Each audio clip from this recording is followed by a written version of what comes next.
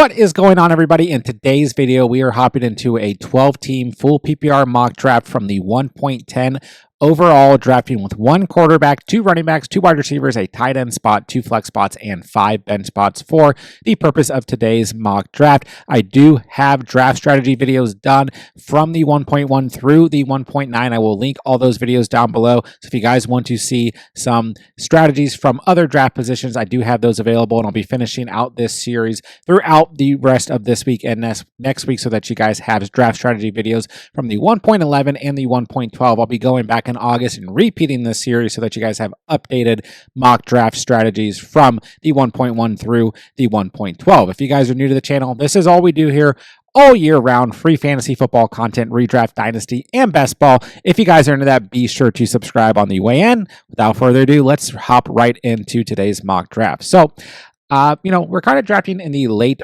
tier of the first round, obviously here at the 110 overall. And generally speaking, I like later picks in the first round every single year. But right now, I absolutely love the kind of 1.10 to the 1.12 looking into the 2025 fantasy football season. Now, there is some running back value here. There are players like Ashton Jeanty, Devon Achane, and Christian McCaffrey who at times are creeping into the end of the first round right now. You see Derrick Henry gone in this mock. Derrick Henry, another name who was kind of at the beginning of the second round. And now we're seeing those four running backs at times creep in to the first round. But I just think if you're drafting from the 110 through the 112, there is just so much elite value at the wide receiver position. And I just can't pass up some of these names here. Puka Nacua, Nico Collins, Brian Thomas Jr., and then sometimes even guys like Amon-Ra St. Brown or CeeDee Lamb might even be sitting here, and Malik Neighbors as well. But at the end of the day, there's just extreme good value at the wide receiver position sitting in the first round overall. But let's start today with Puka Nacua off the board. You could go with any of those players, and I would still be happy. Puka Nacua, Brian Thomas Jr., Nico Collins, and we see B-Tom and Nico Collins gone at the 111 and the 112. I will tell you guys right now, if I can get any combination of any of the wide receivers that you guys see on the board, drafting from the 110 through the 112, I will do it time after time again. Then I really like this next tier of wide receivers as well.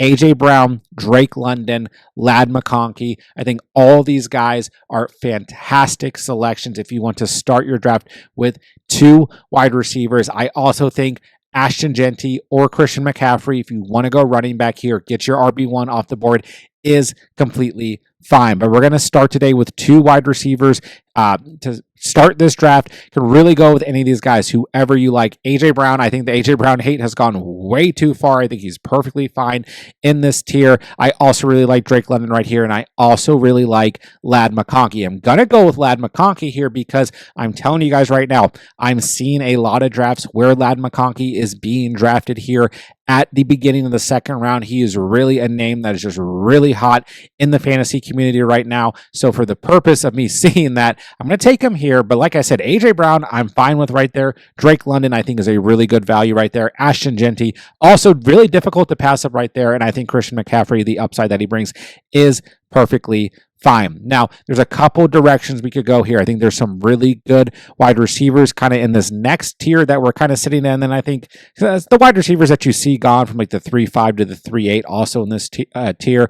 T. Higgins, Garrett Wilson, Scary Terry. We still have Marvin Harrison Jr., Mike Evans, Devontae Adams, and Rashee Rice all sitting here. Before we kind of move into that next tier, like DJ Moore, DK Metcalf, Cortland Sutton, Zay Flowers, which I don't necessarily hate. But I will say that I think that there are some really good running backs that if they do kind of fall into this area, it's just hard for me to pass up. Now we're kind of playing with fire here. You could see one of these running backs fall to the 4.3. You could also see any of these wide receivers fall to the 4.3 as well. But for me, sitting at the 3.10, I just have a tough time passing up on Breece Hall. I still think he brings a tremendous amount of upside to the table. I don't hate James Cook here. I think James Cook will be back with Buffalo. Obviously had a great fantasy season last year, rushing for 16 touchdowns, 2 receiving touchdowns, the RB8 overall. And I still really like Breece Hall. Like I said, this is a player that I've talked about in this range quite a bit. I do think there's some sneaky value in guys like Kenneth Walker, who could still definitely be there in the 4.3 if you want to go wide receiver here as well. So would be completely okay with any of those running backs, but I'm going to take Marvin Harrison Jr. off the board here. I think he's going to have a fantastic sophomore season. If you wanted to go like Mike Evans or Rashee Rice, you have them graded higher. That's fine with me. Devontae Adams, I think, is okay in that range as well. And we do see Breece Hall off of the board. That's going to leave me with James Cook. Like I said, I still think James Cook is a fantastic value here. So I think if you went with Hall in the third, I don't know if you're going to get the rest of like maybe your preferred player in that tier wide receiver at the 4-3 and vice versa. I don't know if you're necessarily going to get the running back that you want if you wait till the 4-3, but we did end up with James Cook, so I'm completely fine with that selection. So generally speaking, right, there's a couple different strategies from the 110 that I think that you can implement here. And I talk a lot about in a lot of these mock draft strategy videos, a bounce back strategy where you're kind of switching between wide receiver and running back for the first couple rounds, depending on who you or what position that you drafted first. And obviously we came out here and we went basically aggressive wide receiver with 3 off the bat. So we do want to kind of focus on filling in that RB2 spot between the 5'10 and the 6'3. We're obviously moving down just a little bit in tiers, so to speak here, when it comes to the running back position. And I still think, in these full PPR formats, double flex, which is really popular and what our community practices for and practices with. And once again, you can implement any of these strategies with a single flex format as well and still be fine. But I really like to fill in this additional flex spot with a wide receiver in full PPR. So I would just look here, try to target whatever running back wide receiver combo you think is going to work here. And there's a couple different directions that we could go looking at available players here, but I think that the upside at the wide receiver position just slightly outweighs the upside of available running backs. We got Isaiah Pacheco, Quinton Junkins, Aaron Jones, Travion Henderson, Tony Pollard, DeAndre Swift. I could see any of those players still being there at the 6-3. We look at wide receivers, though, we're kind of about to fall out of a tier, in my opinion, with Jamison Williams, George Pickens, and Tet McMillan here at the top of the board at the wide receiver position. I want one of those guys more than I want the top tier of those running backs. So let's go with JMO here. Great wide receiver 4 to have here. Throw him into the flex. Plenty of upside. Like I said, George Pickens, Tet McMillan, if you like them there over JMO, I'm fine with it. So we do lose Isaiah Pacheco and Quinton Junkins off the board here. And listen, Aaron Jones, Travion Henderson, if you have them higher than Tony Pollard or DeAndre Swift, I don't hate it personally. I'm really high on DeAndre Swift going into the season. I prefer him as an RB3, but I'm perfectly okay with taking him as my RB2 personally. So now we look at things, right? We have that RB1 filled in with James Cook. DeAndre Swift's our RB2. Puka Nacua, Ladd McConkey, Marvin Harrison Jr., Jamison Williams, a good mix and blend of upside and safe floors at the wide receiver position. But we do want to focus on kind of filling out our bench with available running backs. Now, Khalil Shakir still sitting here at the wide receiver position. I do really like Khalil Shakir. I think he's going to be a really good flex option in full PPR this season. But once again, our kind of primary focus has got to be the running back position. So top available running backs are Tyrone Tracy, Brian Robinson, Jaylen Warren. Top available wide receivers, Khalil Shakir, Deebo Samuel, Brandon Ayuk. And just for the sake of filling you guys in, I'm going late round quarterback, and I'm going to allow a good value tight end to fall to us. So let's go ahead and take Brian Robinson Jr. off the board. I'm okay with him as an RB3, prefer him as an RB4, but in this specific strategy, I'm perfectly okay with him in this range. Now, I think we're going to hold off at running back. Najee Harris, I don't actually hate in this range. Travis Etienne, Cam Scatterbo, Javonte Williams, Ramondre Stevenson, the top available running backs. I'd rather go searching in like the 9th and 10th round for some value.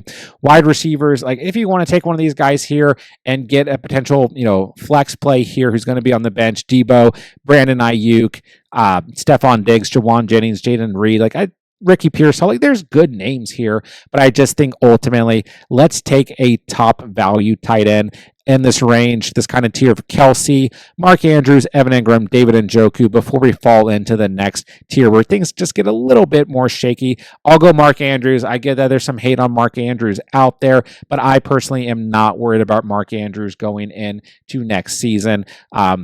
If you prefer Evan Ingram there, I really like Evan Ingram in this range. If you want to try and wait till the 9th round and see if David Njoku's there, he's gone at the 9-4, which that team has Trey McBride. I don't know how realistic that is. Then that's fine as well. And you could push things and kind of Frankenstein your tight end room and get like a good combination of like Tucker Kraft, Dalton Kincaid, Jake Ferguson, Dallas Goedert. I don't hate doing that as well, but I would kind of prefer 2 tight ends and that type of strategy. And I think right now we're going to need some late round running back values. So looking at available running backs, Ramondre Stevenson, Zach Charbonnet, Jordan Mason, Tajay Spears, and Rachaad White, all available here. Zach Charbonnet is the handcuff running back that I prefer in this range. We saw what he did last year when Kenneth Walker missed time, and I think he's just one of the most elite handcuffs that you can take, and of course he can still have good standalone value. Now looking here in at the 10th round, once again, good running backs: Jordan Mason, Tajay Spears, Rachaad White, Tank Bigsby. I like all of these players in this range, and the other name that comes to mind is J.K. Dobbins, who I've seen drafted anywhere between the 8th and 11th round, so maybe we'll push it, see if he's there in the 11th round. You could take your quarterback here. We'll talk about quarterback in a second, but I think ultimately I want to take my final wide receiver off of the board, and that's Darnell Mooney of the Atlanta Falcons. Absolutely love him in this range. Was the wide receiver 31 last year, as being generally drafted outside of the top 100 players. And I think once again, with Michael Penix coming into the helm at his sophomore season at quarterback, I like all things about Darnell Mooney in this range. I think he's a great bench play at the wide receiver position. All right, so just a couple more selections here. We need to get a quarterback at some point. Once again, we'll talk about that in a second. We have 2 bench spots left, and I think realistically, we'll go ahead and take Rachaad White. This is another one of my favorite handcuff running backs who has great standalone value. Say what you want about Rachaad White, but at the end of the day, this was still a top 25 fantasy running back last year, had enough standalone value even when Bucky Irving was taking off last year.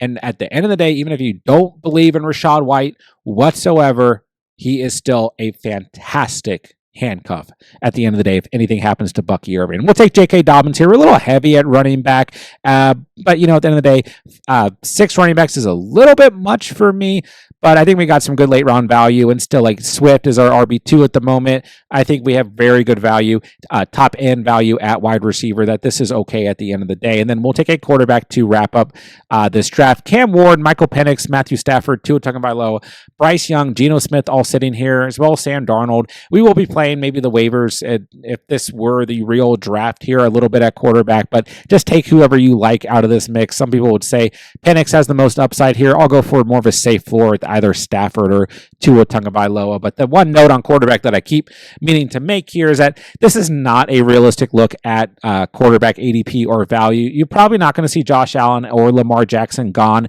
in the second round at this point in the offseason. And even when things start to heat up, moving closer to August and through August, they're still going to be like third round values at most, in my opinion. And then you see a lot of these teams, that pushes up the overall ADP of quarterbacks. You see a lot of teams here who have 2 quarterbacks like Burrow, Prescott, Mahomes, T-Law, Goff, McCarthy, Herbert Fields, so on and so forth, Josh Allen, Brock Purdy, Jaden Daniels, Caleb Williams. You may see like 2 or 3 teams, maybe go early round quarterback, then take a late round quarterback, or maybe take 2 late round quarterbacks. But generally speaking, you're not going to see this much of it across the board when you're drafting with real people. So these strategies that you guys see me implement, I almost always go late round quarterback. That's just always been something that I do, and we always see, quarterbacks outweigh their overall ADP, finish in the top 10. Bo Nix last year, right? You think about guys like Brock Purdy in previous seasons. You think about guys like Jared Goff, Sam Darnold, Baker Mayfield. There are always quarterbacks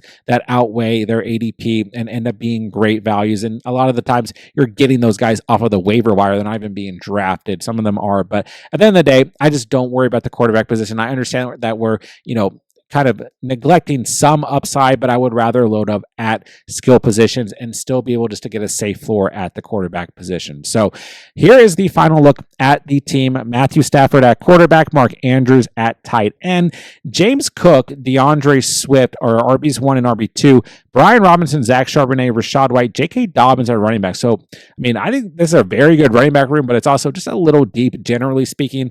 I'm going to draft an additional wide receiver over one of these running backs, but I thought we got some good late round value at running back in this draft. And once again, we were really top heavy at the wide receiver position early in this draft with Puka Nacua, Lad McConkey, Marvin Harrison Jr., still landed Jameson Williams and Darnell Mooney. So we're in a good spot in terms of potential flex plays. And then once again, this is just going to be a team where running backs are able to be implemented into the flex positions as well. So there you guys have it. There is a team from the 110 overall. We ended up going essentially aggro wide receiver to start this draft, and I think things worked out perfectly fine for us. So like I said at the beginning of the video, I do have draft strategy videos from the 1.1 through the 1.9 that I will link down below if you guys want to check any of those out, and we'll be wrapping up this series with a draft strategy video from the 111 and the 112 between this week and next week, and then I will repeat this series in August to let you guys have some updated draft strategy videos in August as well. If you guys are new to the channel, be sure to subscribe on the way out. All we do here is free fantasy football content all season long and all year round.